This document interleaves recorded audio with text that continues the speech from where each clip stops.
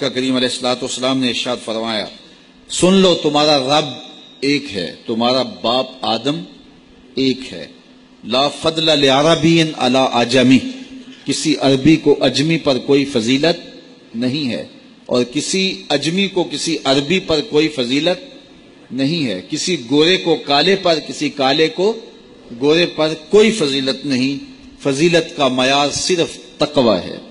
ہمارے آج بھی ہندوانہ رسمیں ختم نہیں ہو رہی، دولت کی تقسیم پر، امیر غریب کی بنیاد پر اس معاشرے میں تقسیم موجود ہے، ہمارے دیہاتوں میں چودھری اور کمی کی بنیاد پر تقسیم موجود ہے، رعایا اور حکمرانوں کی بنیاد پر یہاں تقسیمیں موجود ہیں، لیکن میرے اور آپ کے آقا و مولا نے قیامت تک آنے والی انسانیت کے لیے جو منشور دیا وہ یہ تھا، کسی عربی کو اجمی پر کوئی فضیلت نہیں، کسی اجمی کو عربی پر کوئی فضیلت نہیں، کسی گورے کو کالے پر کوئی فضیلت نہیں، کیونکہ کالے رنگ بھی اللہ نے بنائے ہیں، گورے رنگ بھی اللہ نے بنائے۔ حکیم لقمان رنگ کے کالے تھے اور صورت اچھی نہیں تھی، تو کسی نے ان سے پوچھا کہ آپ اتنے بدصورت کیوں ہیں؟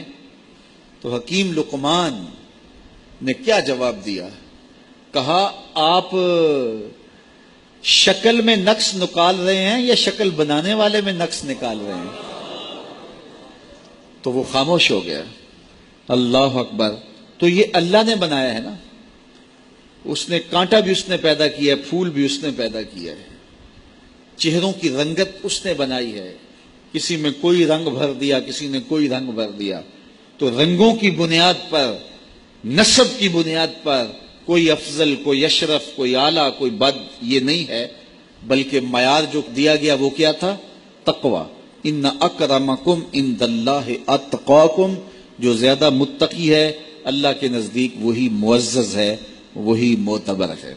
پھر حضور علیہ الصلوۃ والسلام نے عورتوں کے بارے میں تاکید کی کہ وہ تمہاری زیر دست ہیں، ان کی ملک کچھ نہیں ہوتا اور کمزور ہیں، ان کے بارے اللہ سے ڈرنا، اور حضور نے ان کے ساتھ حسن سلوک کرنے کی وصیت کی۔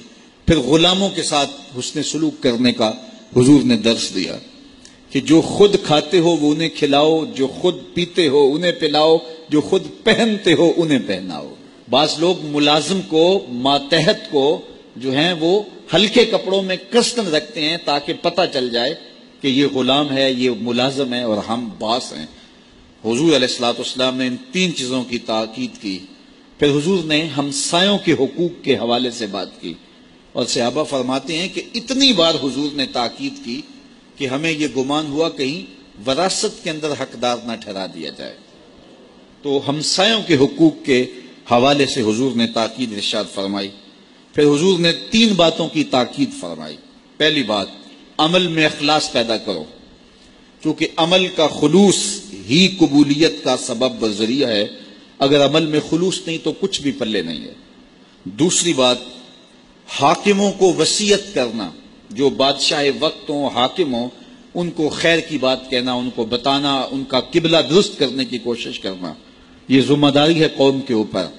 تیسری بات کی حضور نے یہ وصیت فرمائی، لزوم و جماعت المسلمین، مسلمانوں کی جماعت سے الگ نہ ہونا، الگ الگ ٹولیوں میں نہ بٹنا، لابیاں نہ بنانا، گروہ بندیاں نہ کرنا، جماعت کے ساتھ جڑ کے رہنا، فرقہ بندی سے بچنا اور جماعت وحدہ کا ساتھ دینا۔ حضور نے فرمائی، تابع السواد الاعظم فإنہ من شذ شذ فی النار، جو بڑی جماعت ہے، سواد اعظم ہے، ان کے ساتھ رہنا، جو ان سے بچھڑ گیا وہ جہنم میں ڈالا جائے گا۔ در ماہی دا چھوڑی ناہی، نہیں تے ہو جامے گا روگی، جیڑی بکری اجڑوں وچھڑی او بگیاڑا جوگی۔ اس لیے لزوم و جماعت المسلمین، مسلمانوں کی جماعت کے ساتھ قائم رہنا۔ پھر حضور علیہ الصلوۃ والسلام نے فرمایا، اے امت مسلمہ، میں تمہیں لاوارث نہیں چھوڑ کے جا رہا، میں تمہارے اندر دو بھاری چیزیں چھوڑ کے جا رہا ہوں، اور اگر تم ان کو مضبوطی سے تھام لو گے میں ضمانت دیتا ہوں تم کبھی بھی گمراہ نہیں ہوگے۔ ایک اللہ کی کتاب اور ایک اس کے نبی کی سنت۔ کہا ان دو چیزوں کے دامن کو مضبوطی سے پکڑ لو، تم کبھی بھی گمراہ نہیں ہوگے۔